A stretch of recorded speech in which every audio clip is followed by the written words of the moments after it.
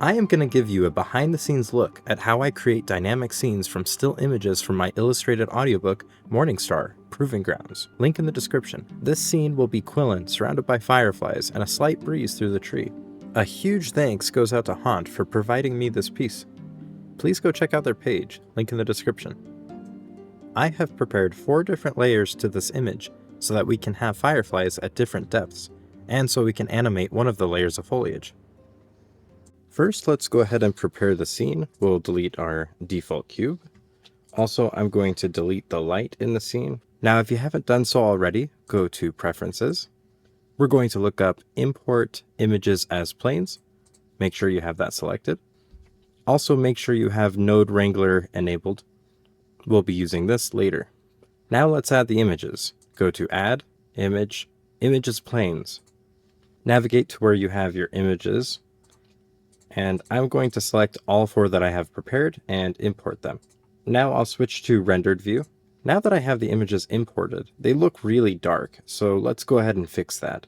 We're going to right click and create a vertical split, change the left panel or either panel. We're going to go to the shader editor. For each one of our images, we're going to want to plug the color from the image into the color of the emission and set the strength to 1. We're going to do this for all 4 of these images, so give me just a second. Great, now that we have all of our images imported, the color looks nice, let's go ahead and organize them. So now what I'll do is I'll stack the images on top of one another to give it that parallax look. We'll start with the base, and we're going to set the rotation to 0, and we'll do that for all 4 of our images. Now we want all the positions to be the same, and make sure that they're all set to 0. A nice trick is to drag and select all 3 axes, and then you can edit all 3 at the same time. Now that all the images have the same location, I'm going to space them out 2 units apart. We're going to do so on the Z-axis. We're going to start with our base, keep it at 0. Our back layer will be at 2, mid layer will be at 4, and the front layer will be at 6. Now we'll set our camera. I'll click the Z-axis to snap to the Z, zoom in a little bit, and hit Control, Alt, and 0 at the same time. This sets our camera directly above the images, and now let's go to Camera, select the Camera tab. We're going to change the type from Perspective to Orthographic. Now we're going to go up to our Output tab, and you're going to want to change the resolution to the size of your image, and make sure that the X and the Y are even numbers. For my image, this X resolution is 1324 and the Y is 1092. Go back to the camera tab, and what we're now going to do is scale the camera in. Make sure that the X and Y of the camera are set to 0. Now we're going to continue scaling until the image fits. Great, now we have a parallaxed look. All the layers are complete. Now let's start on the particles. We're going to add a plane. Rotate it negative 90 degrees on the x-axis. We're going to move it just below the image. Now go to the Particles tab, and we're going to add particles. Hitting spacebar will start the simulation. Go to the Scene tab, turn off gravity. Turning off gravity will have our particles moving away from the plane. So now let's just scale up the plane so that it covers all 4 images. But now we see that there is a gap between the particles. So let's go ahead and fix that gap. Select the emitter, go to Particles, and we're going to change the frame start to something like -200, and the end to whatever you set the simulation. By default it's 250, but I'm going to set it to something like 400. Now our particles should start and be continuous, but these particles might be moving a little bit too fast, so let's go to Velocity. And we're going to change the normal speed from 1 to something like 0.5. This is moving at half the speed. Maybe we'll change it a little bit more. We'll go down to 0.25. Now the particles aren't reaching the entire image. So what I'll do is I'll go up to the lifetime, and we'll change this to 200. Now the particles will live longer. They'll go up past the image, and then they'll stop somewhere up top here. That's fine. Now that we have the basic look of the particles, we're going to want to add the firefly effect. We're going to add another object, go to Mesh, UV Sphere. We're going to move this down a little bit, and we're going to make this UV sphere our particles. To do so, click on the particle emitter, go to the particle tab, go down to render, and change the render as from halo to object. This instance object we can select by either clicking this icon and selecting it from our scene, or using the eyedropper tool and clicking on the sphere. We'll also want to change the scale so that the scale is a little bit bigger. I'll change this to 0.5. Actually, that might be too big. Let's go down to 0.25. That looks pretty good. Now, nothing is showing up right now, so let's go ahead and work on the material. Let's select the sphere that we just created, and changing the material here will change it for all of the particles. Go to the Material tab, and let's create a new material. Set the blend mode to alpha blend, and the shadow mode to none, since we don't want to cast shadows. Make sure that the material is selected in the material view, and we're going to delete this principled BSDF. We'll add two shaders, a transparent and an emission.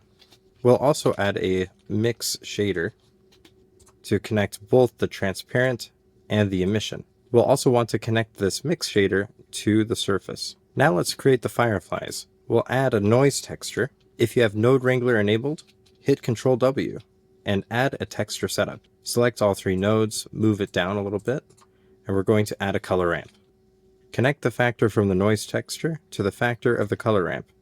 Now connect the color to the mix shader factor. We can start to see a little bit of noise appear. Now we'll move the black value on the color ramp up until we get just a little bit. We're also going to change the emission to something like 500.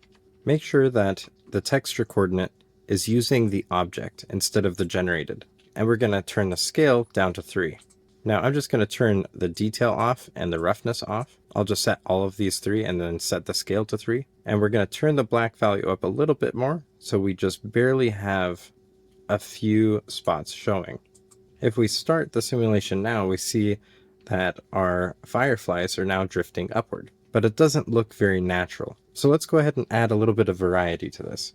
Select our particles, go to the particle tab, and we're going to select rotation. Open the rotation tab, select dynamic, open angular velocity, and set the velocity to 0.5. We'll change the axis to random so that every object has their own unique rotation. That looks a lot better. Our spots might still be a little bit too big, so select our default object down below, and we're going to bump this black value up just a little bit more, something like 0.85. Now we want our fireflies to be yellow, so let's go ahead and change this color to yellow, and you'll see that nothing really happened to the color of the fireflies. The issue with this is actually within the color settings. So if we go to our render tab and we go down to color management, we'll see that the view transform is set to AGX. We're going to change this to standard. Now our colors look like they're showing up correctly. Also, while we're here, we're going to turn on bloom, and maybe our emission was a little bit too high, so I'm going to set it to 100. That's looking pretty good. Now we want our fireflies to flicker in and out. The way that we'll handle that is we're going to go back to our material and start working on this emission. We'll add a math node and change it to sine. Add another math node and change it to multiply. We'll set the bottom to our emission strength of 100, connect the sine value to the top, and then connect the multiply to the strength. But nothing's really happening yet. We want to adjust this value so that it flickers on and off. To do that, let's add a value node. We're going to change this, and we're going to set this value so that it moves along with the frame number. So we'll add pound frame, and we'll say divided by 20. We'll add another math node and connect it to the bottom. Now connect the value to the sine. Now all of the fireflies are turning off and on, but this isn't very natural either. So we want each of the individual fireflies to turn off and on. To do so, we're going to add an object info node. We can utilize the random number of the object info to affect this. This creates a random number from 0 to 1 for every object. If we directly tie this into our add value, we can see that there is a little bit of variety, but not much. Some are flickering on and off, but most of them are still turning on and off at the same time. That's because this value is still too low to have a big impact on the overall scene. So we'll add another math node, set it to multiply. Connect our random to the top, and this value we're going to just bump up to 100. Connect the value to the top of the add, and now we see that our particles are now randomly distributed and randomly turning on and off. Now we want to add movement to each of the branches so we can emulate it flowing in the wind. Let's select our top layer here, go to modifiers, and we're going to add a wave modifier. Now right now the entire image is moving up and down, and this is actually because there's not enough vertices for this to move each of the points of the object individually. So let's change that. Let's pause the simulation and let's go into edit mode. We're going to subdivide this, and I say about 50 times should be enough, and 50 times on the Y. So we're going to do 50 and 50, which is going to create a lot more vertices to work with. Now if we tab out, we can see that we have a little bit smoother of a wave. Now we only want to adjust the X value, so we're going to turn off the Y, and we're going to turn down the height and turn down the width. And this is jittering way too much. So we're going to go down to time and set the speed to something like 0.005. I'm going to continue adjusting this width so that we get just a little bit of movement. That's looking pretty good. Now, if we go to our image, nothing is actually happening. And the reason for this is because this image is only moving from the perspective of the Z-axis, where we want it to move from the perspective of the Y-axis. To do this, a simple trick is to rotate this object along the X-axis, and we're going to rotate 90. Hit Control-A and apply the rotation. Then rotate it -90 degrees on the X-axis. Now from the perspective of the wave modifier, we're moving each of these vertices along the X-axis at 90 degrees. This translates to our picture moving.